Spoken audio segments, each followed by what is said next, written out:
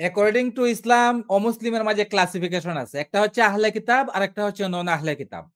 আহলে কিতাবের জন্য বলছে যে তারা জিজিয়া দিয়া তাদের প্রাণ রক্ষা করতে পারবে, আর যারা আহলে কিতাব নয় তাদের জন্য জিজিয়ার কোনো বিধান নেই, হয় তারা ইসলাম কবুল করবে আসলিম তাসলিম, আদারওয়াইজ গর্দান উড়াই দিতে হবে। এটা হচ্ছে এটা রেফারেন্সটা দেন, নন রেফারেন্সটা দেন, ওকে রেফারেন্সটা দেন। ওই রেফারেন্স 9 এর 29 আপনি নিতে পারেন, কাতিলুল্লাযিনা লা ইউমিনা যারা আল্লাহর প্রতি বিশ্বাস করে না তাদেরকে হত্যা করো, ওয়ালা বিল ইয়াউমিল আখির যারা আগের আয়াত পড়ছেন নাকি শুধু আয়াতটা পড়ছেন ভাই? হ্যাঁ, ওই আগের আয়াতটা পড়ছেন? এক্সেপশন হচ্ছে আহলে কিতাবের ক্ষেত্রে, এক্সেপশন হচ্ছে আহলে কিতাবের ক্ষেত্রে তাদেরকে হত্যা করার দরকার নাই, তাদের কাছ থেকে রক্তপণ নিয়ে নাও। ভাই ওই যে আয়াত একটুকু পড়লেন ওটার আগে পরের আয়াতগুলো কি পড়ছিলেন? আগের আয়াত পরের আয়াত পড়তে গেলে তো আমাকে মনে করেন এখন আমি একটা আয়াত দ্বারা রেফারেন্স দিব, আপনি বলবেন সূরাতুল বাকারার প্রথম আয়াত কি আপনি পড়ছেন? ভাই একটা কনটেক্সট তো আপনাকে, যখন আপনি একটা কনটেক্সট থেকে যখন একটা রেফারেন্স আপনি কোট করবেন, হ্যাঁ, আপনাকে তো পূর্ণ কনটেক্সটটা দেখাতে হবে আমাকে, তাই না? এখন মনে করেন আপনি সূরা তাওবা থেকে, আমি একটু বলি ভাই, সূরা তাওবা থেকে মনে করেন আপনি 4-5 নম্বর আয়াত থেকে আপনি আমার দেখালেন যে একটু শেষ করি ভাই। আচ্ছা, একটা সংবিধানে মাল্টিপল রকমের রুলস এন্ড রেগুলেশন থাকে। এখন আপনি 110 নম্বর রুলস এন্ড রেগুলেশন একটা পড়লেন যে রেড লাইটে দাঁড়াতে হবে, হ্যাঁ, আর 1 নম্বর রুলসে আরেকটা, এখন বলবেন আজকে আপনি কি 1 নম্বর রুলস পড়ছেন? ভাই 1 নম্বর রুলস, না এখানে তো আপনাকে 1 আর 110 পড়তে বলে নাই ভাই, রিলেশন নাই 10 নম্বর রুলসে। জাস্টিস ভাই আমি আপনাকে বলে দিই, সংবিধানে কিছু ধারা থাকে না ভাই, ওই ধারাগুলোর আবার উপধারা থাকে না, যেমন 1 এর ক ধারা 1 এর, আমি একটু শেষ করি ভাই, আমি একটু শেষ করি না ভাই, পয়েন্টটা মেক করতে দেন আমার প্লিজ, কিন্তু ধারা 1 এর সাথে তো ধারা 101 এর কোনো রিলেশন নাই। আমি তো সেটা বলি না রিলেশন আছে, তাহলে আপনার তো একবারই কথা বলার প্রয়োজন না, অনর্থক কথা বলতেছেন ভাই, আমার পয়েন্টটা মেক করতে দেন। আপনি বললেন যে 1 নম্বর ধারার সাথে 110 নম্বর ধারা মিল না, ঠিক আছে, আমি আপনার সাথে এখানে একমত। ওই যে আপনি মনে করেন সূরা তাওবার মনে করেন আপনি 5-6 নম্বর আয়াত আমারে শুনাইলেন, সেখানে বলছি কি যত মানে তাদেরকে হচ্ছে যে মানে ওখান থেকে বিতাড়িত করো নাহলে কি হত্যা করে, এরকম একটা রুলিংস এখানে আছে। আরে জাস্টিস ভাই একটু শেষ করতে দেন আমারে, আমার একটু শেষ করতে দেন ভাই, আমি যদি ভুল বলি আমার পয়েন্টটা আপনি পরে আমার ধরে দিয়েন ভাই, হ্যাঁ একটু শেষ করতে দেন আমারে। তাহলে এই যে মনে করেন আমি একটা কনটেক্সট থেকে মনে করেন আপনাকে একটা এক্সাম্পল দিলাম, কনটেক্সটটা কি মনে করেন সূরা বাকারার 1 থেকে শুরু করে 7-8-9 পর্যন্ত একটা কনটেক্সটের আয়াত সবগুলা। তো এই একই কনটেক্সটে যখন আমি একটা মাঝখান থেকে একটা আয়াত কোট করতে হবে, তাহলে আমাকে আগে পরের আয়াতগুলো দেখতে হবে। ঠিক যেমন ধরেন এই যে মনে করেন রাষ্ট্রদ্রোহিতার বিধান কি, বাংলাদেশের সংবিধান আপনি পাবেন যে ধারা এত এর এত, আবার মানে 1 এর ক 1 এর খ 1 এর গ, তার মানে ধারা একটা, ধারাগুলোর আবার উপধারা, তার মানে একই কনটেক্সটে ভিন্ন ভিন্ন রুলস, মানে কনটেক্সট একই কিন্তু দেখা যাচ্ছে যে এই ক্ষেত্রে কি হবে, ও ক্ষেত্রে কি হবে, ও ক্ষেত্রে কি হবে। তার মানে আপনি যদি এখন বলেন আমাকে ভাই ধারা 1 এর কটা দেন আমার কটা নিয়ে যদি বলেন দেখেন এখানে এটা বলছে, আপনি খ গ এগুলো আপনি বাদ দিয়ে দিলেন, তাহলে তো এটা হবে না, তাই না? তাহলে আপনাকে পুরো ধারাটা নিতে হবে। একইভাবে ওই যে আপনি সূরা বাকারা থেকে যে আপনার আমাকে সূরা তাওবা থেকে যে রেফারেন্সটা দিচ্ছেন, যেই আয়াত থেকে রেফারেন্সটা দিচ্ছেন ভাই, ওই আয়াতটা তো একটা কনটেক্সট রিলেটেড বিষয়, তাই না? তার মানে আপনি আগের পরের আয়াতটা কনটেক্সট মিলে তো আমরা দিতে হবে নাকি? একটা ধারা, এই ধারার উপধারা হচ্ছে, একটা হচ্ছে উপধারা হচ্ছে যারা আল্লাহর প্রতি বিশ্বাস করে না, আরেকটা উপধারা হচ্ছে আপনি নিতে পারছেন ভাই আগে পরের কনটেক্সটটা আপনি আমরা দেখবো ভাই, কোনো সমস্যা নাই, আগে পরের কনটেক্সট ওটা তো কনটেক্সট রিলেটেড নাকি ভাই, ওর কি কনটেক্সট ছাড়া? আপনি কি বলতে চাচ্ছেন আগের আয়াতটা ওই কনটেক্সটের না, বা পরের আয়াতটা ওই কনটেক্সটের না, আলাদা কনটেক্সট, বা ওখানে কি সিন চেঞ্জ হয়ে গেছে ভাই? দেখেন কোরআনের আয়াত যেগুলা আছে এইগুলা কিন্তু একটা সেন্টেন্সে সামটাইম একটা লেটারে একটা আয়াত হয়ে যায়, সামটাইম একটা প্যারাগ্রাফে একটা আয়াত হয়। যখন একটা প্যারাগ্রাফে একটা আয়াত হয়, একটা প্যারাগ্রাফে যখন একটা আয়াত হয় তখন এই আয়াতের ভিতরে ধারা উপধারাগুলা থাকে। এর আগের আয়াত আগের আয়াতের সাথে যে রিলেটেড, আমি আপনাকে প্রশ্নটা আবার করি, আপনি যে আয়াত থেকে রেফারেন্স দিচ্ছেন ভাই, ওই কনটেক্সটটা কি এর আগের আয়াত থেকে শুরু হয়েছে, নাকি ওটা আগের আয়াতে একটা কনটেক্সট শেষ হয়ে গেছে আপনার ওই দেওয়া সামটাইম আগের আয়াতের সাথে রিলেশন থাকে, সামটাইম আগের আয়াতের সাথে রিলেশন থাকে। আপনি যেটা দিছেন ওখানে আছে কিনা সেটা বলেন, আপনি যেটা দিছেন ওখানে আছে এখানে আমি যে 29 নাম্বার আয়াত দিছি এই আয়াতের সাথে আগের আয়াত বা পরের আয়াতের কোনো রিলেশন নাই। কি ঠিক আছে, আমরা এখন যদি দেখাতে পারি রিলেশন আছে তাহলে আপনি কি করবেন? আপনি জোর করে রিলেশন বানায় দিলে তো সেটা আমি মেনে নেব। আমি জোর করে বানাবো না। আচ্ছা আপনাকে কে দিতে হবে রিলেশন, মানে কোথা থেকে দিতে হবে আপনি বলেন আমাকে। লোকেশন বুঝালাম এখন কথা হচ্ছে এখানে আল্লাহ জেনারেলি বলে দিছে যে আল্লাহর প্রতি জেনারেলি বলছে, এটা তো আপনি জোর করে বানাচ্ছেন ভাই। আল্লাহ জেনারেলি এটা জেনারিক আয়াত ভাই, এটা রিলেটেড আয়াত নয়। জেনারিক আয়াত আর রিলেটেড আপনি জোর আয়াতের করে মধ্যে বানাচ্ছেন এটা। ডিফারেন্স আছে। আল্লাহ জেনারেলি এখানে বলে দিচ্ছে যে আল্লাহর প্রতি বিশ্বাস করবে না তাকে হত্যা করো। জেনারিক আয়াত। ভাই এটা আচ্ছা তো আচ্ছা আপনি আচ্ছা, আল্লামা জাস্টিস ভাই এটা আগে সাজ্জাদুল মৌলা ভাই যেটা বললো যে আল্লাহ যদি বলে যে হত্যা করো, তাহলে জিজিয়াটা কাদের উপর আসবে হত্যা করার পর? জিজিয়া যেটা, ওইটা যদি হত্যা করার কথাই বলে, তাহলে আচ্ছা শুনেন আল্লামা জাস্টিস ভাই, আল্লামা জাস্টিস ভাই, বলতেছি এই আল্লামা যে জাস্টিস 29 এর ধারাটা আছে, এখানে কিন্তু উপধারা আছে। একদল মানুষকে হত্যা করবা, আর একদল মানুষকে হত্যা করার দরকার নাই। কোন যাদের দলকে আপনি হত্যা করবা বানাচ্ছেন না? এটা তো আয়াতে নাই। কোন দলকে হত্যা করবা না? কোন দলকে হত্যা করবা না? আহলে কিতাব, উতুল ওকে, কিতাব, তাহলে কিতাব দেওয়া যারা হয়েছে, তাদেরকে হত্যা যারা করার দরকার নেই। যারা যারা এইখানে কোন জায়গায় বলা আছে আহলে কিতাবদেরকে হত্যা কইরো না? এখানে কোন জায়গায় বলা নাজমুল আছে? ভাই ছোট্ট একটা পয়েন্ট এড করি। এই যে মিনাল্লাযীনা উতুল কিতাব একটু হাত্তা ইউতুল জিজিয়া, যাদেরকে হ্যাঁ, আমি স্ক্রিপচার দিয়েছি তাদেরকে হত্যা করার প্রয়োজন নাই, তাদের কাছ থেকে জিজিয়া নিয়ে নাও। এটা এটা মানে একটা পয়েন্ট এড করি সেখানে। নাজমুল ভাই আপনার সুবিধার্থে সেটা হচ্ছে যে আপনি আলোচনাটা করেন। এই যে উনি বারবার বলতেছে না ধারা উপধারা, ওই যে আমরা সংবিধানে যে এক্সাম্পলটা দিলাম দেখেন, সেখানে কিন্তু ধারা উপধারাগুলো কিন্তু সংবিধানে লেখা থাকে, তাই না? আমি কিন্তু নিজের রিজনিং দিয়ে, নিজের ইনফারেন্স দিয়ে কিন্তু একটা ধারা উপধারা বানাইতে পারবো না, তাই না? তার মানে আপনারা আলোচনার ক্ষেত্রে এই জিনিসটা মাথায় রাখবেন। উনি যে আয়াতটা কোট করবেন, ওই আয়াতের মধ্যে কিন্তু উনি যেটা কোনটাকে ধারা বলতেছেন, কোনটাকে উপধারা বলতেছেন, সবগুলো কিন্তু আয়াতে থাকা লাগবে। আয়াতের উপরে বেস করে উনি ইনফারেন্স করে আলাদা ধারা তৈরি করবেন, এটা করা যাবে না। জাস্ট এটা বলার ছিল আমার। জি, এখানে এই আয়াতটা আমরা দেখি এখানে, লা ইয়ানহাকুমুল্লাহু আনিল্লাযীনা লাম ইউকাতিলুকুম ফিদ-দীনি ওয়া লাম ইউখরিজুকুম মিন দিয়ারিকুম আন তাওয়াররুহুম ওয়া তুকসিতু ইলাইহিম ইন্নাল্লাহা ইউহিব্বুল মুকসিতিন। ইন্নামা ইয়ানহাকুমুল্লাহু আনিল্লাযীনা কাতালুকুম ফিদ-দীনি ওয়া আখরাজুকুম মিন দিয়ারিকুম ওয়া যাহারু আলা ইখরাজিকুম আন তাওয়াল্লাহুম ওয়া মান ইয়াতাওয়াল্লাহুম ফাউলাইকা হুমুয যালিমুন ওয়া মান ইয়াতাওয়াল্লাহুম ফাউলাইকা হুমুয যালিমুন। তাহলে বলা হচ্ছে এখানে যে দিনের ব্যাপারে যারা তোমাদের সাথে যুদ্ধ করেনি আর তোমাদেরকে তোমাদের ঘরবাড়ি থেকে বের করে দেয়নি, তাদের সঙ্গে সদয় ব্যবহার করতে আর ন্যায়নিষ্ঠ আচরণ করতে আল্লাহ নিষেধ করেনি। আল্লাহ ন্যায়প্রাণকে ভালোবাসেন, তাই না? আল্লাহ তোমাদেরকে কেবল তাদের সঙ্গে যুদ্ধে বন্ধুত্ব করতে নিষেধ করেছেন যারা তোমাদের সঙ্গে দিনের ব্যাপারে যুদ্ধ করেছে, তোমাদের ঘরবাড়ি থেকে বের করে দিয়েছে, তোমাদের বের করে দেওয়ার ব্যাপারে সাহায্য করেছে, তাদের সঙ্গে বন্ধুত্ব করে দিলাম। আচ্ছা, হ্যাঁ, আমার কোনো আপত্তি নাই। আচ্ছা, তাহলে এই যে 929 এর ব্যাপারে আসলাম এখানে। 929টা কি সবার জন্য প্রযোজ্য এরকম? কারণ এর মধ্যে 929টার মাঝে আল্লাহ জেনারিক বক্তব্য শুরু করছে আবার। এর সাথে আগের আয়াতের কোনো রিলেশন নাই। আপনি এখন ওইখানে বলা হচ্ছে স্পেসিফিক্যালি আগের আয়াতে আল্লাহ আমাকে কোনো অনুমোদন দিয়ে দিছে যে ওকে মূর্তি পূজা করতে দাও। হ্যাঁ, পরের আয়াতে আবার আল্লাহ বলছে না, ওকে মূর্তি পূজা করতে দেবা না। আচ্ছা, এখানে যে কাতিলুল লাযিনা লা ইউমিনুনা বিল্লাহ বলা হচ্ছে, কাতিলুর অর্থ কি এরকম যে সবকে হত্যা করো, না কাতিলু যুদ্ধ করো? না, কাতিল শব্দের অর্থ যুদ্ধ নয়। আল্লাহ যদি যুদ্ধ বুঝাইতো তাহলে বলতো জাহিদুল লাযিনা লা ইউমিনুন, জিহাদ করো। আল্লাহ কিন্তু জিহাদ করার কথা বলে নাই। অথবা আল্লাহ যদি যুদ্ধক্ষেত্র ফিল্ডে যেত, আরেকটা ওয়ার্ড কিন্তু আরবিতে আছে। আল্লাহ বলতে পারতো ইউহারিবুল লাযিনা লা ইউমিনুন, ওদের সাথে যুদ্ধ করো। হার্ব শব্দটা ইউজ করতে পারতো, জিহাদ শব্দটা ইউজ করতে পারতো। আল্লাহ হার্ব শব্দ ইউজ করে নাই, জিহাদ শব্দ ইউজ করে নাই। আল্লাহ স্পেসিফিক কতল শব্দটা ইউজ করেছে, বলছে রক্তপাত করো, গর্দান উড়াইয়া দাও। এটা তো কাতালা বলা হচ্ছে ভাই, এখানে কাতালা না কাতালা। জি জি, আমি ওই মানে বেশি সময় নেব না, 1 মিনিট সময় নেব। সেটা হচ্ছে যে আমি আপনাদের সাথে যে আলোচনাটা শুনলাম, শোনার পর আমার কাছে মনে হলো উনি এগ্রি করেছেন যে আহলে কিতাবদেরকে, যারা আহলে কিতাব আছে ইহুদি খ্রিস্টান, তাদেরকে জিজিয়ার মাধ্যমে ইয়ে করা হবে।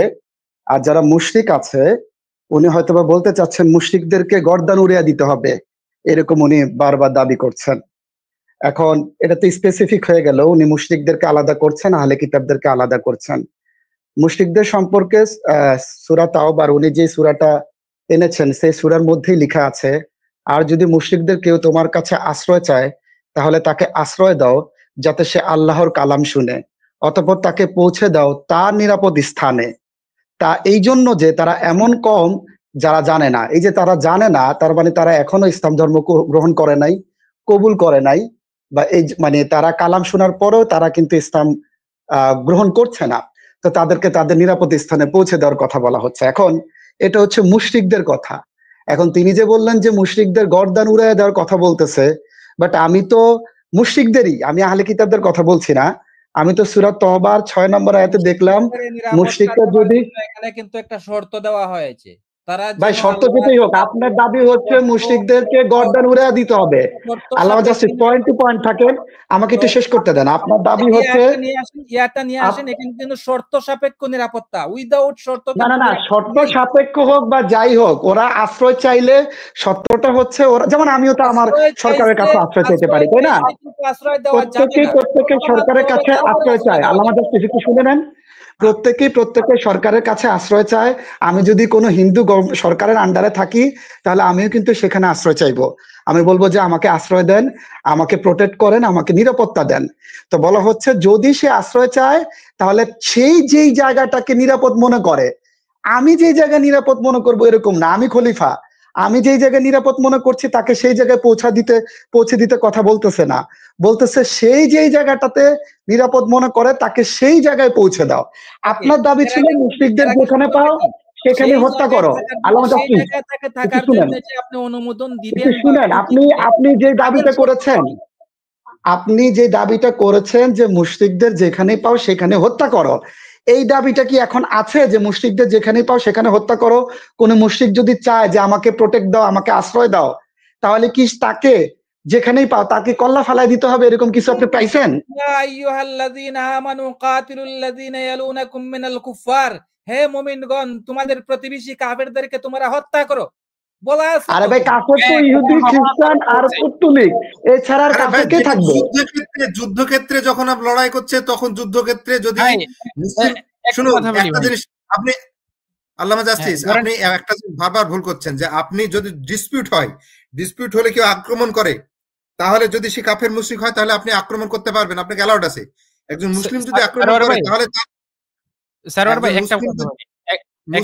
আক্রমণ করে তাহলে আপনাকে বলেছে যে একজন মুসলিম যদি আরেকজনকে তলোয়ার নিয়ে তাড়ে তাহলে তাকে একটা হাদিস এসেছে সে যেন পালিয়ে গিয়ে ঘরের দিকে লুকায়, বাকি লোককে ডাকে যাকে নিরস্ত করতে, সে যেন ঝামেলা জড়িয়ে না যায়। বুঝতে পারছেন? এখানে পয়েন্ট বলে এখানে ভাই 71 সালে ওনাদের খুব মানে চেতনার জায়গাটা 71 সাল, ওই কারণে 71 সালের উদাহরণটা দিচ্ছি ভাই। শেখ মুজিবুর রহমান 7 মাসের ভাষণে বলছিল তোমাদের যা কিছু আছে তা নিয়ে ঝাঁপিয়ে পড়ো। ভাই উনি তো তাহলে একটা অনেক বড় জঙ্গি ছিল নাকি? প্রতিরোধ যুদ্ধের কথা, প্রতিরোধ যুদ্ধের আপনি যখন আয়াত দেখেন ভাই, প্রতিরোধ যুদ্ধটা পুরোটাই প্রতিরোধ যুদ্ধকে নিজের মতো করে মানে করে পুট করে দিচ্ছেন। হ্যাঁ, এটা করলে তো হবে না। এখানে আরবের যে অসহিষ্ণু পরিবেশ, যেখানে আপনি কি প্রতিরোধ যুদ্ধকে সমর্থন করেন না? আচ্ছা জাস্টিস ভাই, এই আয়াতটা যে আয়াতটাকে প্রতিরোধ যুদ্ধকে কন্টেস্ট করে দিচ্ছেন। যেমন স্ত্রী সন্তানও ফিতনা হতে পারে, আপনি ফিতনা শব্দটাকে শুধু একরকম মানে নিজের মতো করে দিচ্ছেন, দিয়ে ওটাকে একটা ব্যাখ্যা করছেন, কিন্তু কেউ বলেনি যে আপনি যেরকম মানে করছেন যে সেখানে ফিতনা অর্থ, যেখানে হত্যা করা রিলেটেড সেখানে ফিতনা অর্থ কুফর আর শিরিক, আর যেখানে হত্যা করা রিলেটেড নয় সেটা কুফর আর শিরিক নয়। ফিতনা একটা আম শব্দ, জেনারেল শব্দ, এখানে অনেক মিনিং ইনক্লুড হয়। হ্যাঁ, এটা তো আপনি বানাচ্ছেন। যে কোনো কুফর শিরকে দেখলে আপনি হত্যা করে দেবেন, এটা বলা আছে? কোন ব্যক্তি ব্যাখ্যা করেছে এটা? ইয়া আইয়ুহাল্লাযীনা আমানু কাতিলুল লাযীনা, এটা তো বলা হয়নি, এখানে তো বলছে যুদ্ধের পরিস্থিতিতে যদি কুফর শিরক যুদ্ধের ময়দানে আপনার সামনে পড়ে যায় তাহলে আপনি করবেন। যুদ্ধের ময়দানে যদি আপনার মুসলিম সামনে পড়ে যায় আপনি হত্যা করবেন? করতে হবে না। ওকে, যুদ্ধ আপনার কাছে, আপনার সাথে আমার নাই, আমার সাথেও আপনারা নাই। আমিও শান্তিপূর্ণ অবস্থানে আছি, আপনিও শান্তিপূর্ণ অবস্থানে আছেন। সো সেই ক্ষেত্রে আমার স্পিরিচুয়ালিটি আমাকে প্র্যাকটিস করার অধিকার থাকতে হবে। আপনার স্পিরিচুয়ালিটি এটা তো বেসিক জিনিস, এটা তো ইসলাম আপনাকে দিয়েছে। কিন্তু আমার স্পিরিচুয়ালিটি প্র্যাকটিস করার অধিকার বা স্বাধিকার আল্লাহ আমাকে দিচ্ছে না। আল্লাহ বলছে যদি আল্লাহর প্রতি ঈমান না আনে তাহলে তাকে হত্যা করো। ভাই আপনি তো জিনিসটা ভুল বলছেন। আপনার অধিকার দিয়েছিল, আপনি অধিকার নষ্ট করে আপনি আক্রমণ করেছেন, করে আমাকে আপনি যখন আক্রমণে আমি আচ্ছা, নাই, আক্রমণে আমি আচ্ছা, নাই, কিন্তু আমি আচ্ছা, আল্লামা জাস্টিস ভাই, আল্লামা জাস্টিস ভাই, আপনি আক্রমণাত্মক হয়েছেন, আপনার স্পিরিচুয়ালি স্বাধীনতা ব্যবহার করে আপনি নিজে স্বাধীনতা প্রয়োগ করছেন, কিন্তু অন্যজন যখন ধর্ম করছে তখন তাকে আপনি বিভিন্ন ভাবে অন্যায় স্বীকার করছেন। আপনি আক্রমণ করেছেন, পরে আপনার বিরুদ্ধে যখন সে লড়াই করছে তখন তাকে বলা হচ্ছে যে তুমি ততক্ষণ লড়াই করো যতক্ষণ আল্লামা জাস্টিস ইমান না নিয়ে আসে বা কুফরির অবস্থায় থাকে, কুফরির থাকা অবস্থায় থাকা অবস্থায় আপনার বিরুদ্ধে আগ্রাসন করে। আমরা দেখি এখানে নাজমুল ভাই কিছু মনে অ্যাড করবেন, একটু সুযোগ দিচ্ছি। আচ্ছা, আল্লামা জাস্টিস ভাই, আল্লাহ সুবহানাহু ওয়া তাআলা যখন নির্দেশ দিলেন যে লা ইকরাহা ফিদ-দীন, এটা দিয়ে আল্লাহ তাআলা কি বুঝাইছেন? ওইগুলা তো আপনার মক্কি আয়াত ভাই, এগুলা খুব দুর্বল ইসলামের কথা, ওইগুলা কিন্তু পাওয়ারফুল ইসলামের কথা নয়। এই জন্য আমি বলে থাকি যে আপনারা যে লা ইকরাহা ফিদ-দীন, লা ইকরাহা ফিদ-দীন, এইটার এক্সপ্লেনেশন কি? এগুলা দুর্বল ইসলামের কথা ভাই, এগুলা পাওয়ারফুল ইসলামের কথা নয়। তার মানে আল্লামা জাস্টিস, আল্লাহর নবী দেখেন আপনাদের আল্লামা জাস্টিস ভাই, দেখেন আল্লামা জাস্টিস ভাই, আপনার ভন্ডামিটা আমি বলি এখানে, যে সেম কোরআন থেকে কোট করে একটা বলছেন একটা দুর্বল ইসলাম, একটা সবল ইসলাম। এখন আপনি আপনার যে ব্রেইন আছে ওইটা দিয়ে ডিফাইন করবেন যে কোনটা সহজ আর কোনটা জটিল ইসলাম। আমি আপনাকে সেম কোরআন থেকে দিলাম একটা আয়াত, আপনি বলছেন ওইটা দুর্বল ইসলাম, ওইটা সবল ইসলাম, মানে আপনি এইটা ডেফিনিশনের কে? যে আপনি আপনি যে স্ক্রিপচার ইউজ করতেছেন,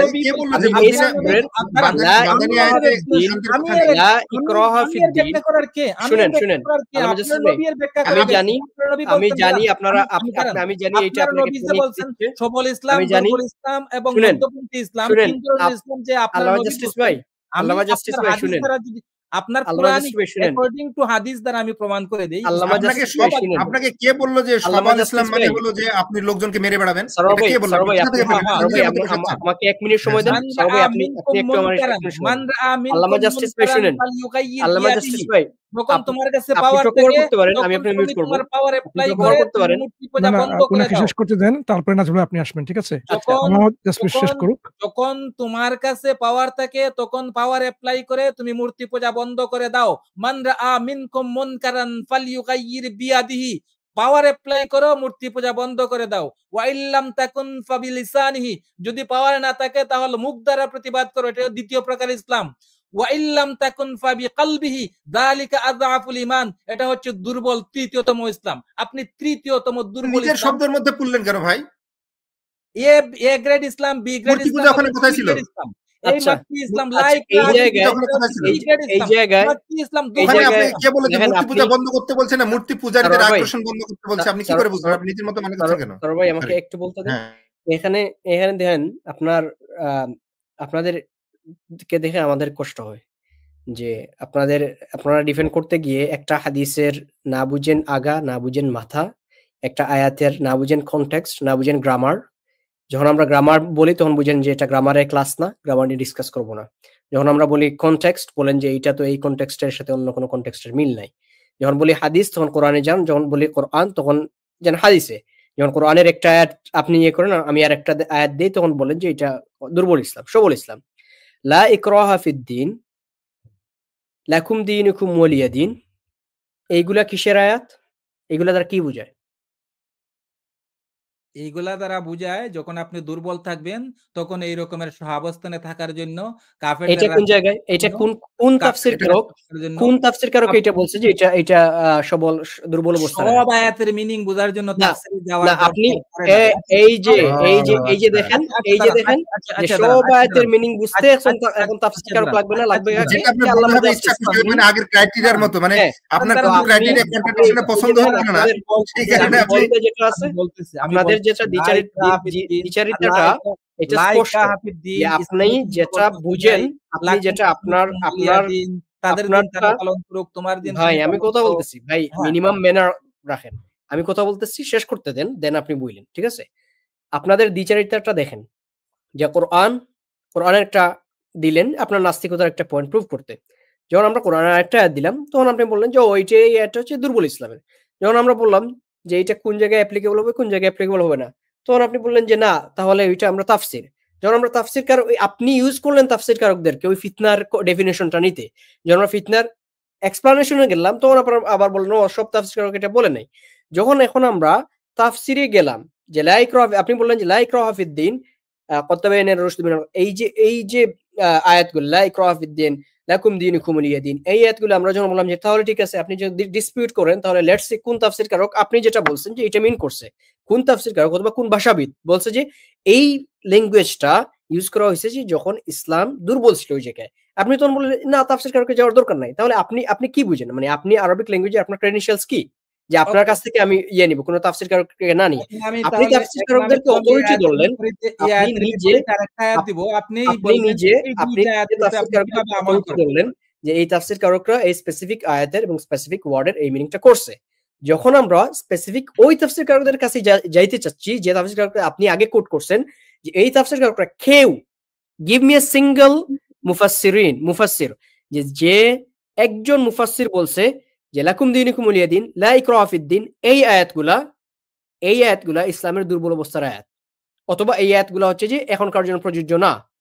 একজন তাফসীর কারক বলবেন আপনি আমার জান। তারপরে এই আয়াতগুলো মক্কা শুধু মক্কায় নাজিল হয়েছে, সূরা বাকারা তো সূরা বাকারার আয়াতগুলো কোথা থেকে নাজিল হয়েছে? মদিনাতে না মক্কায়? তাফসীর কারকের কাছে যাওয়ার আগে আমি আপনাকে একটা সিচুয়েশন দিচ্ছি। এই যে লাকুম দীনুকুম ওয়ালিয়া দিন, তাদের দিন তাদেরকে পালন করতে দাও, তোমার দিন তুমি পালন করো, সহাবস্থানে থাকো। লা ইকরাহা ফিদ্দিন, দিনের ব্যাপারে কোনো জবরদস্তি নাই, কাউকে জোর করে তুমি ইসলাম গ্রহণ করাতে পারো না।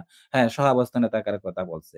এখন এই আয়াতগুলাকে আপনি কাতিলুল লাযিনা ইয়ালুনাকুম মিনাল কুফার এই আয়াতের সাথে কেমনে রিলেট করবেন? আপনি কোন আয়াতের উপরে আমল করবেন? আচ্ছা আমি এখন বলি, আমি প্রতিবেশী কাফেরদেরকে তুমি হত্যা করো, আচ্ছা ঠিক আছে, কাফেরদেরকে তুমি হত্যা করো না। এখন সূরাতুল কাফিরুনের কনটেক্সটটা কি? সমঝোতার কনটেক্সট এখানে সূরাতুল কাফিরুনের সমঝোতার কনটেক্সট। আচ্ছা এই জায়গার সাথে ইসলামের দুর্বল এবং সবল অবস্থার কোনো রিলেশন আছে? আছে, অবশ্যই আছে।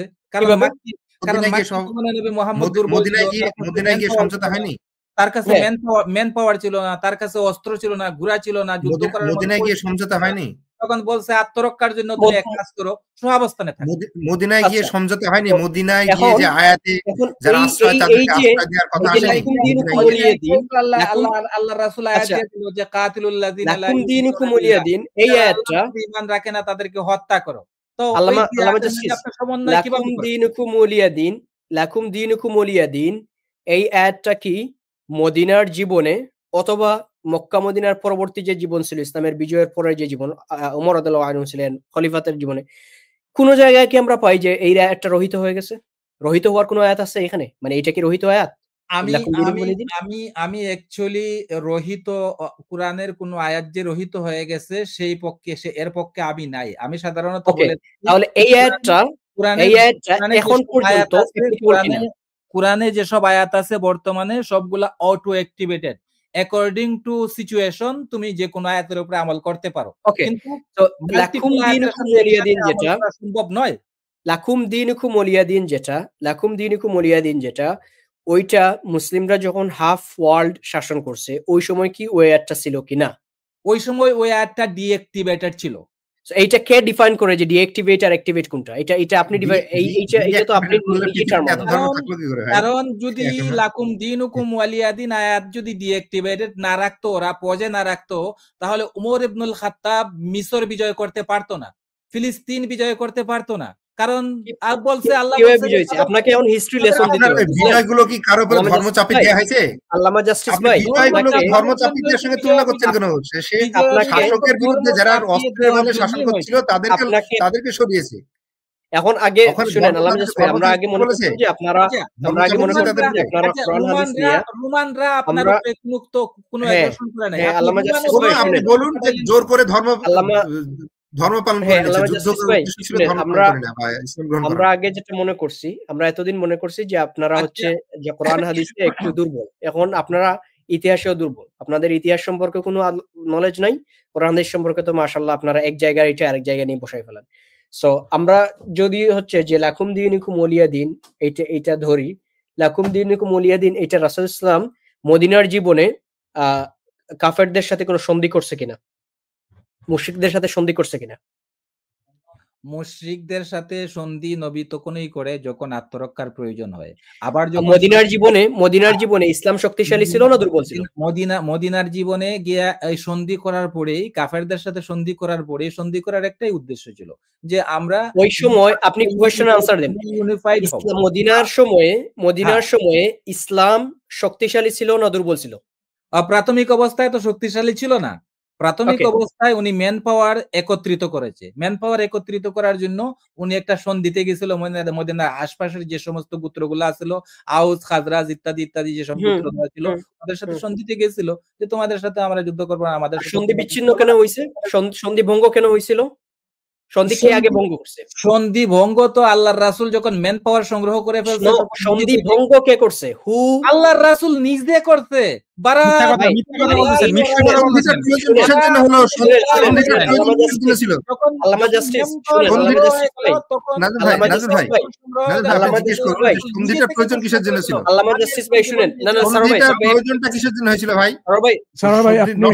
একটু সময় দেন এখানে সারোয়ার ভাই, নাজমুল ভাই একটু পয়েন্ট করবেন এখানে। আমি বলছি তার পূর্বে এই স্ক্রিনে দেখেন, এখানে এই যে আল্লামা জাস্টিস ভাই বললেন যে সন্ধি নাকি মুসলিমরা ভঙ্গ করেছে।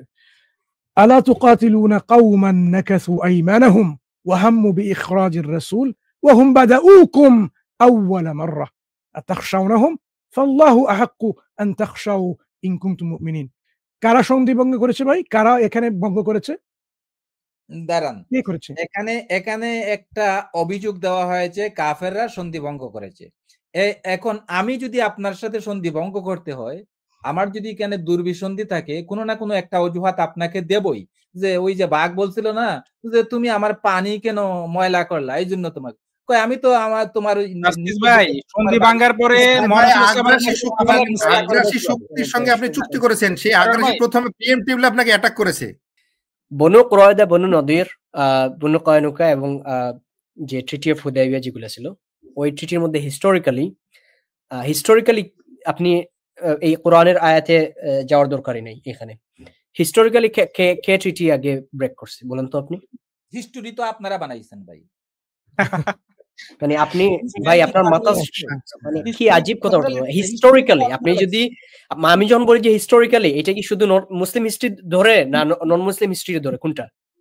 নন মুসলিম হিস্টোরিতে, কোন নন মুসলিম হিস্টোরিতে লেখা আছে যে কাফেররা চুক্তি ভঙ্গ, মদিনার চুক্তি ভঙ্গ করেছিল? আপনি একটা সোর্স দেখান যেখানে বলছে যে মুসলিমরা আগে ইয়ে করছিল, ট্রিটি ব্রেক করছে। Which one? মুসলিমরা ট্রিটি ভঙ্গ করছে, এটা তো কোরআন আয়াতে প্রমাণ করে। এইটা মুসলিমরা মানে আপনি আপনারা দেখেন,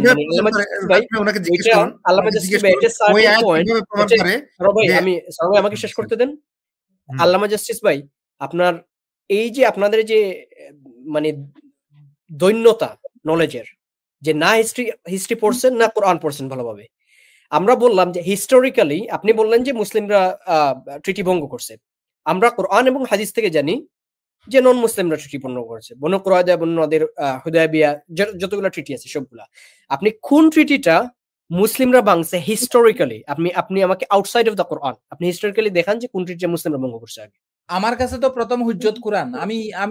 কোরআন বললো, কোরআনে আল্লাহ তাআলা বলতেছেন যে তারা ভাঙছে। আল্লাহ তাআলা বলছেন তারা ভাঙছে। আপনি বললেন, আপনি একটু আগে বললেন সেই এক্সকিউজগুলো মানতে আমি বাধ্য নই, কারণ আল্লামা জাস্টিস ভাই শুনেন, আপনি কোরআন একটু আগে, আপনি কিন্তু এইটা 5 মিনিটও হয় নাই, 5 মিনিট আগে আপনি বললেন যে কোরআন এইটা বলছে যে তারা ভাঙছে বিকজ কোরআন একটা এক্সকিউজ চাচ্ছে। তার মানে কোরআন কনফার্ম করলো যে ওরা ট্রিটিটা ভঙ্গ করছে, তাহলে আপনি কোরআনকে অথরিটি নিচ্ছেন না। এখন যখন আপনি দেখলেন যে আপনার হিস্টোরিক্যাল নলেজটা জিরো এই সাবজেক্ট ম্যাটারে, আপনি হিস্ট্রি সম্পর্কে কিছুই জানেন না, আমি চ্যালেঞ্জ করে বলতে পারি আপনি দুইজন হিস্টোরিয়ানের কথা বলতে পারবেন না। আমি চ্যালেঞ্জ করলাম আপনি দুইজন হিস্টোরিয়ানের কথা বলতে পারবেন না যারা এই বিষয়ে কথা বলছে, ঠিক আছে? সো আপনার হিস্ট্রি বিষয় কমপ্লিট জিরো, আপনার এমটি হ্যান্ডেড আপনি চলে আসছেন এখানে। সেকেন্ড হচ্ছে যে কোরআনকে ফার্স্ট বললেন যে কোরআন এটা মেক আপ করছে, যে যেহেতু ইসলামকে মানে ডিফেন্ড করা লাগবে, সো কোরআন বলছে যে এটা একটা বানায় বলছে, যে একটা অজুহাত বলছে। আপনি সাথে সাথে বাঘের উদাহরণ দিলেন যে তুমি এই পানি খাইতে গেছো কেন, ওই জন্য আমি খাইছি। সো এই বাঘের উদাহরণ দিলেন কেন? আপনি বললেন যে কোরআন কনফার্ম করতেছে এই যে ট্রিটিটা নন মুসলিমরা ভঙ্গ করছে, ওই জন্য কোরআন এটাকে ডিফেন্ড করতেছে। এখন আপনি বললেন যে না, কোরআন বলতেছে যে ট্রিটিটা মুসলিমরা আগে ভঙ্গ করছে। মানে আপনি আপনার মাইন্ডটাকে মেকআপ করেন যে আপনি কোনটা বলতেছেন, আপনি ভুলে যাইতেছেন ভাই।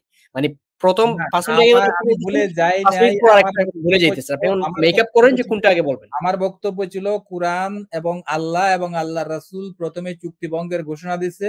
যখন সমালোচনা আসলো যে তোমরা চুক্তি কেন ভঙ্গ করবা, এই সমালোচনা থেকে বাঁচার জন্য পরবর্তীতে আয়াত নিয়ে আইছে, যেহেতু তোমরা চুক্তি ভঙ্গ ওইটা কে করেছো, বলছে আপনাকে? এই এইটা জন্য আপনি আমি কোন ভঙ্গ জায়গা ভাই থেকে পাইছেন? এই যে স্ক্রিন দেখতে এই পাচ্ছি ভাই। এক্সপ্লেনেশনটা হ্যাঁ, এই এক্সপ্লেনেশনটা আপনি কোন জায়গা থেকে পাইছেন? প্রথম নাজমুল ভাই, আমরা আয়াতে একটু তোমার তাফসীর থেকে দেখে আসি। আচ্ছা, আচ্ছা, আমরা একটু তাফসীর থেকে দেখে আসি চুক্তি কে ভাঙছে ভাই। একটু তাওবার নাজমুল ভাই। প্রথম আয়াতটা, সূরাতুত তাওবার যে হ্যাঁ, প্রথম হ্যাঁ, আয়াত, এই যে এই পুরো প্রথম কনটেক্সট, আয়াতে পুরো কি, কনটেক্সটটা এই এখানে দেখেন। এই প্রথম আয়াতে চুক্তি হ্যাঁ, ভঙ্গের প্রথম ঘোষণা আয়াতের কথা আল্লাহ এখানে এবং আছে। আল্লাহর রাসূল মন দিছে। দিয়ে ভাই, একটু মন দিয়ে শুনেন। প্রথম আয়াতের কথা এখানে আছে। হ্যাঁ, এই যে এখানে দেখেন, আমি আপনাকে একটু পরে পরে শুনাই। দুটো এক জিনিস দেখাবো, কে ভাঙছে এবং ভাঙার পরে কি করছে দেখেন। এখানে ভাঙার পরে কি করছে সেটা দেখেন। তারা হচ্ছে একটা বৈঠকের আয়োজন করছে, কাফেররা কারা, ওই যে চুক্তি ভঙ্গ করার পরে।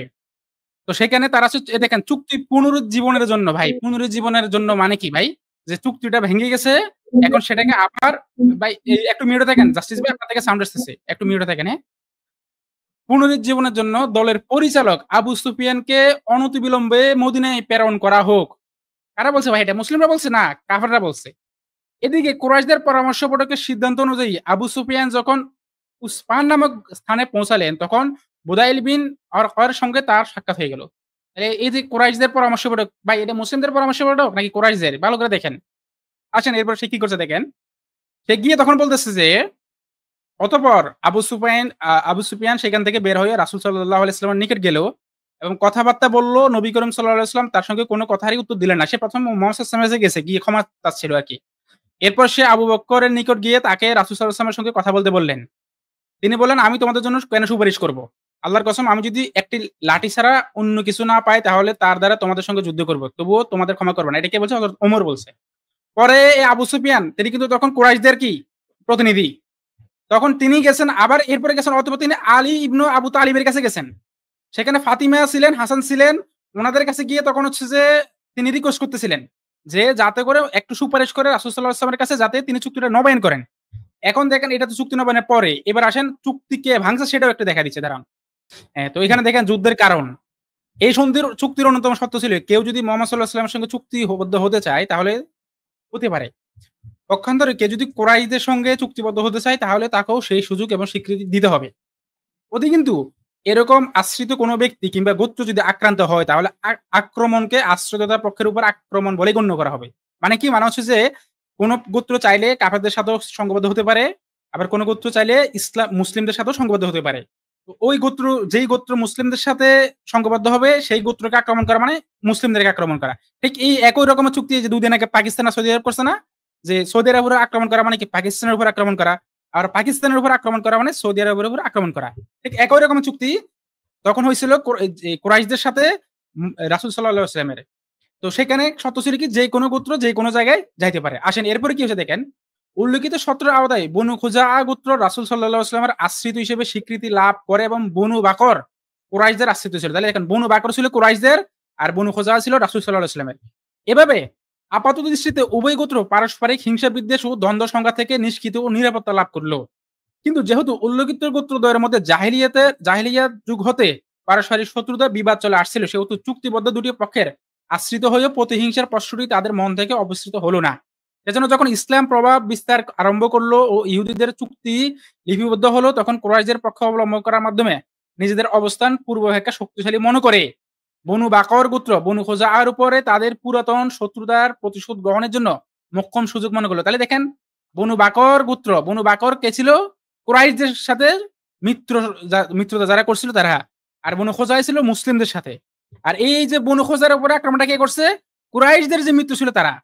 এবং এই যে গোত্র আক্রমণ করছে বনু খুজাআর উপরে, আক্রমণে সেখানে কুরাইশে কি করছে দেখেন। এখন দেখেন কুরাইশে কি করছিল, দেখেন এই যে এই ধারণার প্রেক্ষিতে নাওফল বিন মুআবিয়া দিলি 8ম হিজরি শাবান মাসে বনু বকরের একটি বাহিনী নিয়ে রাতের আঁধারে বনু খুজাআকে আক্রমণ করে বসলো। ওই সময় বনু খুজাআ গোত্র ওয়াতির নামক এক ঝর্ণার দ্বারা শিবির স্থাপন করে বসবাস করছিল।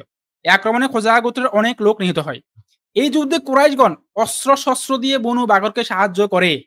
ভালো করে শুনেন, এই যুদ্ধে কুরাইশগণ অস্ত্র-শস্ত্র দিয়ে বনু বাকরকে সাহায্য করে। এমনকি রাতের অন্ধকারে কুরাইশ যোদ্ধাগণও এই যুদ্ধে বনু বকরের পক্ষে অংশগ্রহণ করে। এই যুদ্ধে বনু খোজাআর বহু লোক নিহত হয় এবং তাদেরকে সেখান থেকে বিতাড়িত করে হারাম পর্যন্ত পৌঁছে দেয়।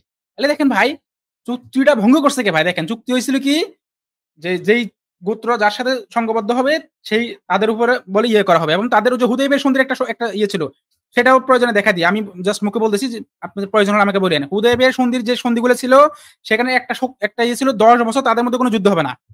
এই 10 বছর হওয়ার আগেই কিন্তু কাফেরদের একটা গোত্র মুসলিমদের একটা গোত্রের উপরে আক্রমণ শুরু করছে, এবং সেই আক্রমণের মধ্যে কুরাইশের নিজেরা অস্ত্র দিয়ে হেল্প করছে, নিজেরা ম্যান পাওয়ার দিয়ে হেল্প করছে ওই আক্রমণের মধ্যে।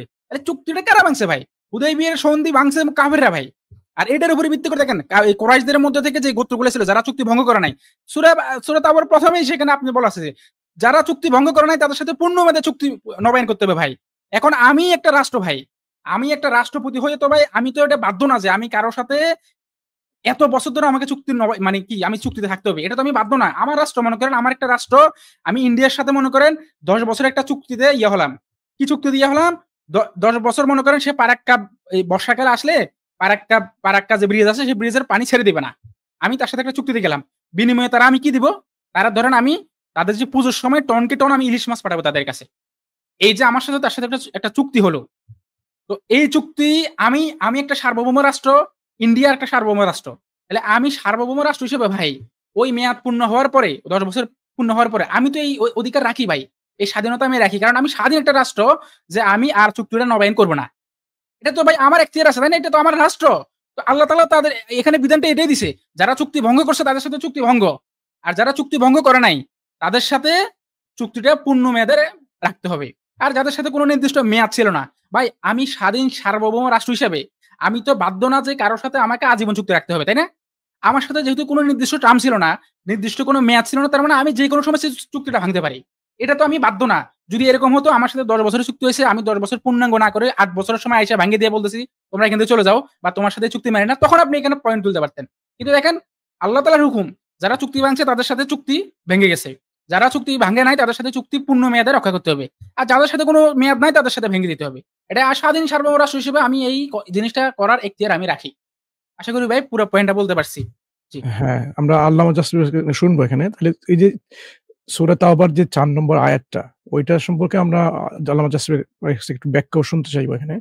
ইল্লাল্লাযিনা আহাদতুম মিনাল মুশরিকিনা সুম্মা লাম ইয়ানকুসুকুম শাইআ ওয়া লাম ইউযাহিরু আলাইকুম আহাদান ফাআতিম্মু ইলাইহিম আহদাহুম ইলা মুদ্দাতিহিম ইন্নাল্লাহা ইউহিব্বুল মুত্তাকিন।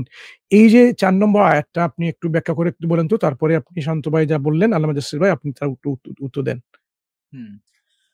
তো প্রথম কথা হচ্ছে যে চুক্তি করার ব্যাপারে ইসলাম আসলে নৈতিকভাবে সমর্থনই করে না। কাফেরদের সাথে যে আপনি চুক্তি করবেন, এই চুক্তি ইসলাম সমর্থনই করে না। আমি যদি কোরআনের একটা আয়াত বলি, কোরআনের আয়াতটা কোথায় যেন আছে, ফালা তাহিনু ওয়া তাদউ ইলা সালম ওয়া আনতুমুল আ'লাউনা ওয়াল্লাহু মাআকুম ওয়া লা ইয়াতিরাকুম আমালাকুম। এই আয়াতে বলা হয়েছে কাফেরদেরকে শান্তি চুক্তির প্রতি আহ্বান করাটাই বৃথা, এদেরকে শান্তি চুক্তির প্রতি আহ্বানই করো না। তো আপনারা যে নেরেশন তৈরি করছেন যে মক্কায় গিয়ে, মদিনায় গিয়ে নবী মুহাম্মদ শান্তি চুক্তি করেছিল, হ্যাঁ, তো এই যে শান্তি চুক্তিটা কেন করেছিল? এটা তো কোরআন বিরোধী একটা শান্তি চুক্তি। কোরআন তো বলছে তুমি শান্তি চুক্তিতে যেতেই পারবা না। ফালা তাহিনু আয়াতটা যদি নিয়ে আসেন স্ক্রিনে, আমি একটু রিসাইট করে দেখি আয়াতটা কোথায় আছে। হ্যাঁ, আচ্ছা, আপনি তাহলে এখানে বলতে যাচ্ছেন, আপনি নিয়ে আসবেন, ঠিক আছে, সমস্যা নেই। 4 নম্বর আয়াতটা সূরা তাওবার, আমি পেয়ে ওইটা গেছি। ঠিক আছে, আমি নিয়ে আসবো। 4 নম্বর যে আয়াতটা সম্পর্কে একটু বলেন তো। আপনি তো বলছিলেন যে মুসলিমরা ভঙ্গ করেছে, আয়াত 1 নম্বর আয়াত দিয়ে সেটা বোঝা যাচ্ছে। আমার দাবি তাই। হ্যাঁ, তাহলে 4 নম্বর আয়াত আপনি কি বলবেন এখানে? এটা কি বলা হচ্ছে 4 নম্বর আয়াতে? ওই সূরা একই সূরা তাওবার যেখানে বলা হয়েছে, 4 নম্বর আয়াতটাতে কি বলা হয়েছে আসলে? আচ্ছা, স্ক্রিনে নিয়ে আসছি, দাঁড়ান আপনাকে স্ক্রিনে দেখাই। স্ক্রিনে দেখে নেন। আমি আপনার টেরিটরি দখল করব, অ্যাগ্রেশন করব। আপনার সাথে যে চুক্তি ছিল সেই চুক্তি আমি ভেঙে দেব, এটাই মনস্থির করলাম। তখন এই মনস্থির করতে হলে আমাকে একটা অজুহাত দেখাতে হবে। আফগানিস্তানে, ওই যে আপনারা বলে থাকেন যে আফগানিস্তানে দুঃখিত আল্লামা জাসুস ভাই, দুঃখিত। ওই যে 1 নম্বরে আয়াতে তো বলা হচ্ছে এখানে যে এই যে চুক্তিটা এখানে বাতিল করা হলো। আপনি বলছেন এই বাতিল করাটা হচ্ছে এখানে কিন্তু মুসলিমরা ভঙ্গ করছে। এটা যদি এরকম অর্থ হয় তাহলে আপনি 4 নম্বর আয়াতটা কিভাবে অর্থ করবেন? ওইটা তো প্রমাণ করে ইল্লাল্লাযিনা আহাদতুম মিনাল মুশরিকিন। হ্যাঁ, পৌত্তলিকদের সাথে তোমরা যে চুক্তি করেছো সেটা কন্টিনিউ করতে দাও। হ্যাঁ, সেটা কন্টিনিউ করতে দাও। কারণ এখানে কন্টিনিউ করতে দেওয়ার একটা রিজনও আছে। কারণ পৌত্তলিকদের মাঝে যারা ছিল ওরা তো ম্যাক্সিমাম মক্কায় থাকতো। আর মক্কার ম্যাক্সিমাম লোকই নবী মুহাম্মদের আত্মীয়স্বজন। তো এইজন্য কারণটা কি এখানে দেখো আয়াতে কারণটা কি দেওয়া হয়েছে? আয়াতের মধ্যে কি কারণটা আছে? এইজন্য হয়তো তাদের প্রতি একটু নমনীয় ভাব প্রদর্শন করছে। কারণটা কি দেওয়া আছে আয়াতের মধ্যে, আছে কি কারণটা উল্লেখ আছে? হ্যাঁ, এই আয়াতের মধ্যে বলা আছে যে পৌত্তলিকদের সাথে যে তোমরা চুক্তি করেছো তাদের সাথে নমনীয় ভাব প্রকাশ করো বা তাদের সাথে এগ্রেশনে যেও না।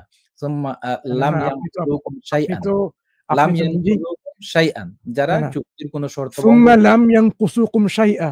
কি বুঝলেন এখানে?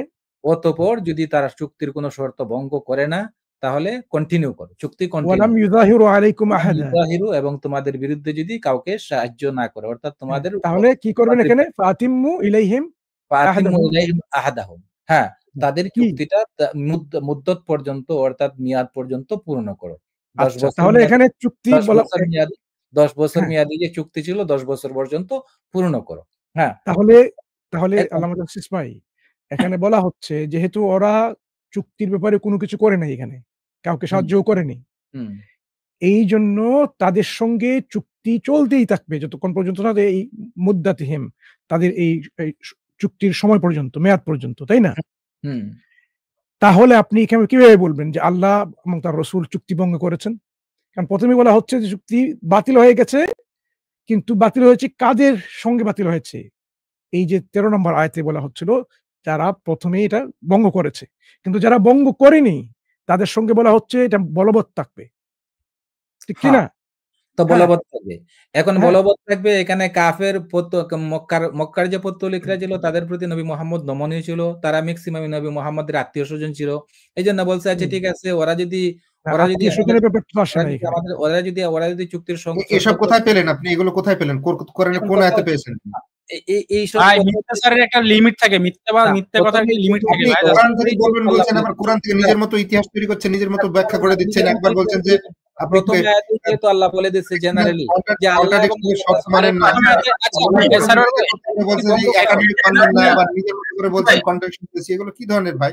ওকে, আচ্ছা ভাই, এখানে যে তাপমাত্রাটা তারপরে আবার চুক্তি কন্টিনিউ করার কথা আল্লাহ কেন বলে, এর এক্সপ্লেনেশনটা আপনি দেন। আচ্ছা ঠিক আছে, আমি বলছি দিলাম।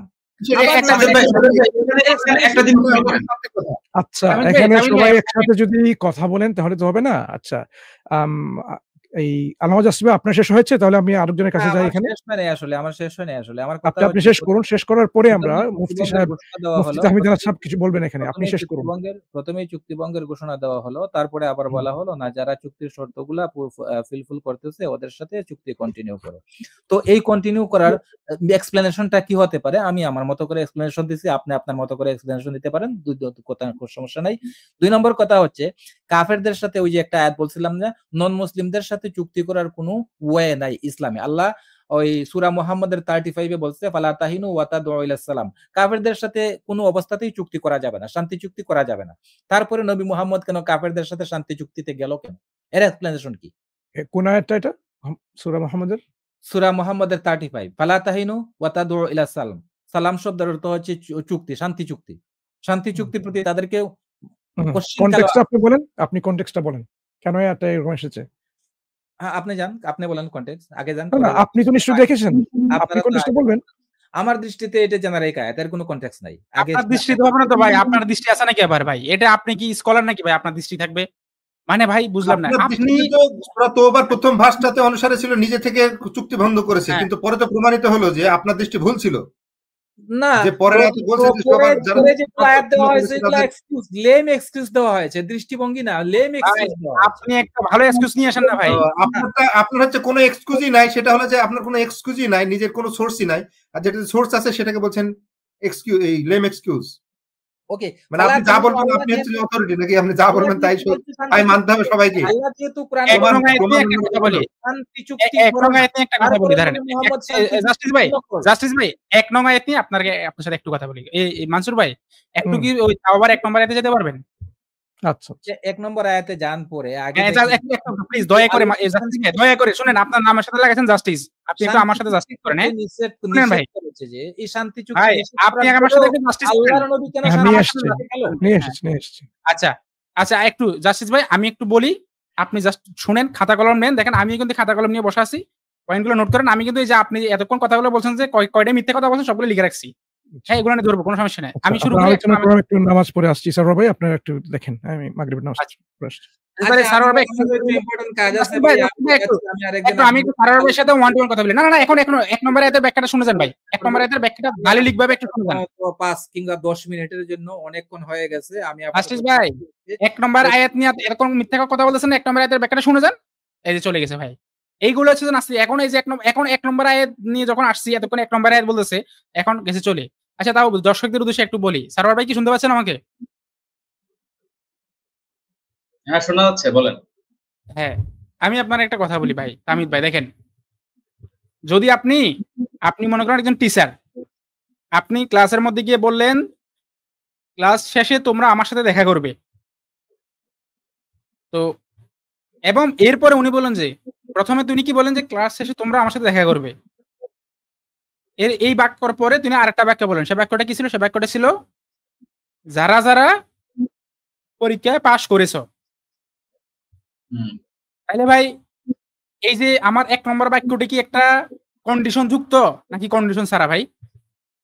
কন্ডিশন যুক্ত, অবশ্যই কন্ডিশন যুক্ত, জি কন্ডিশনাল সেন্টেন্স। এখন এরা তো ভাই ইংরেজি পড়ছে কিনা জানি না, যে এন্ড বাট অর এই ধরনের যে আপনার কনজাংশন যদি যুক্ত হয় তাহলে সেটা কি হয়? সেটা কন্ডিশনাল সেন্টেন্স হয়, তাই না?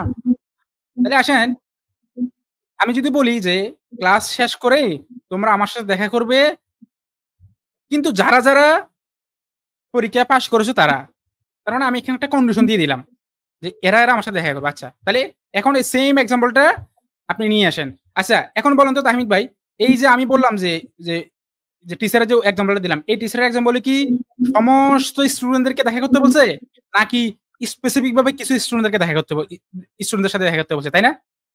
শর্ত সাপেক্ষে, শর্ত যেগুলো আসছে হ্যাঁ মানে ওই কন্ডিশনে যারা ফুলফিল করছে, মানে যারা পরীক্ষা পাস করছে তারাই দেখা করবে নাকি? জি।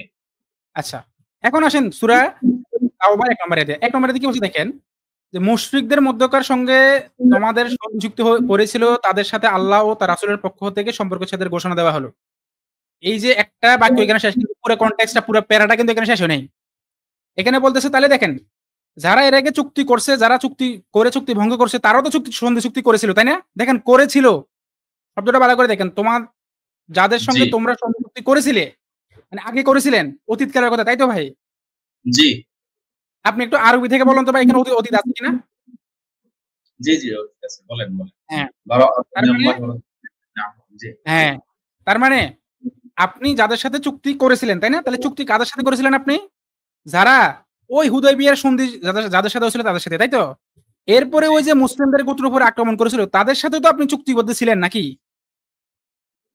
জি। হ্যাঁ আবার যারা ওই যে হুদায়বিয়ার সন্ধির চুক্তিটা ভঙ্গ করে নাই তাদের সাথে তো চুক্তিবদ্ধ ছিলেন নাকি? হ্যাঁ যারা ভঙ্গ করে নাই তাদের সাথে তো বহাল আছে, আর যারা ভঙ্গ করছে তাদের সাথে বহলটা পরে ভাই, বহলটা পরে চুক্তিবদ্ধ তো ছিলেন নাকি? হ্যাঁ চুক্তিবদ্ধ ছিলেন। যাদের সাথে কোনো নির্দিষ্ট মেয়াদে চুক্তি করে নাই তাদের সাথে তো চুক্তিবদ্ধ ছিলেন নাকি? জি।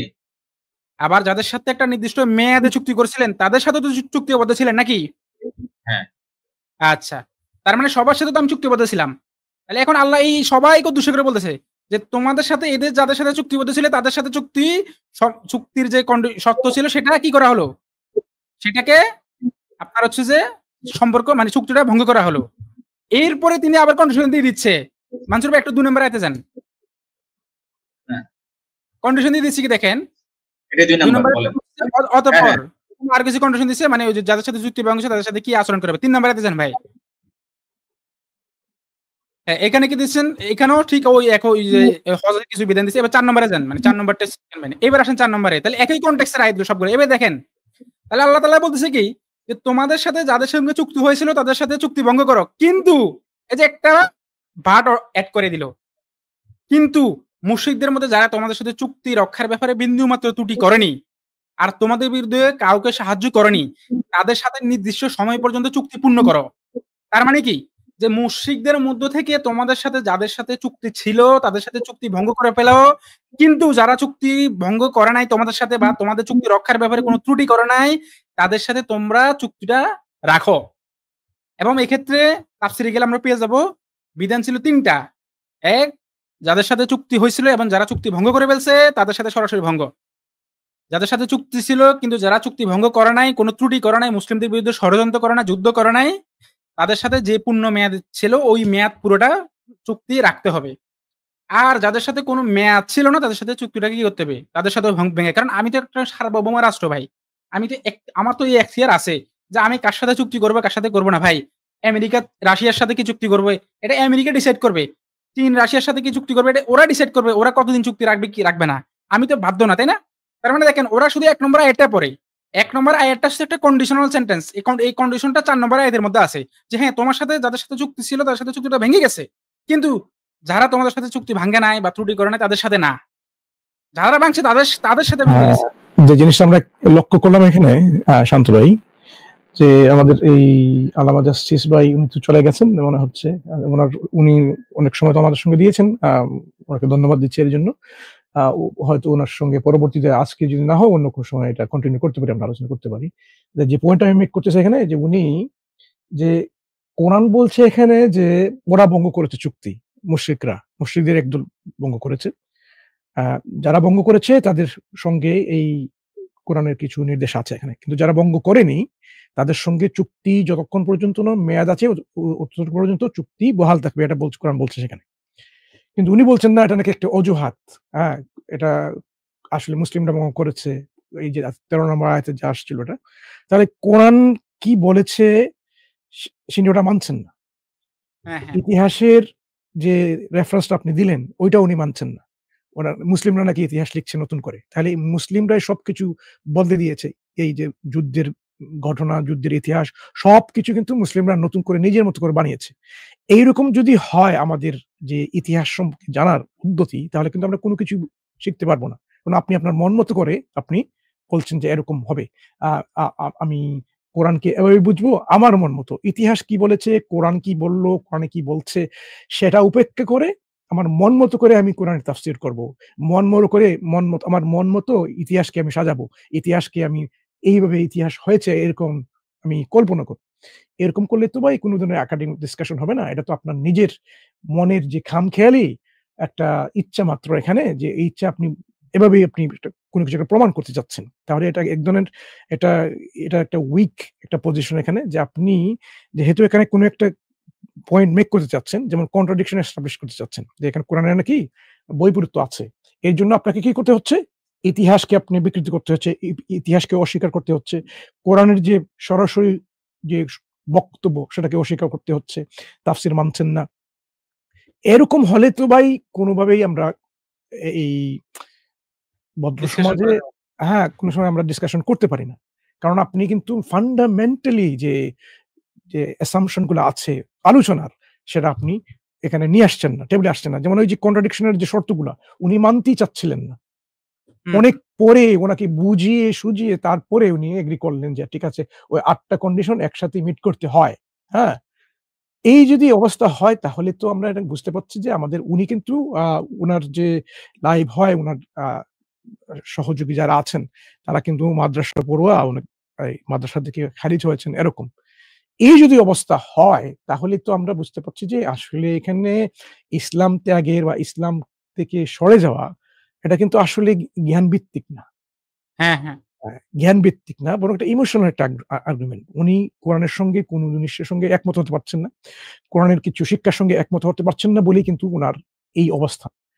এবং একমত না হতে পারাটা কিন্তু লজিক্যালি না, এটা তার ইমোশনালি। এটা তাই এটা মনে হচ্ছে।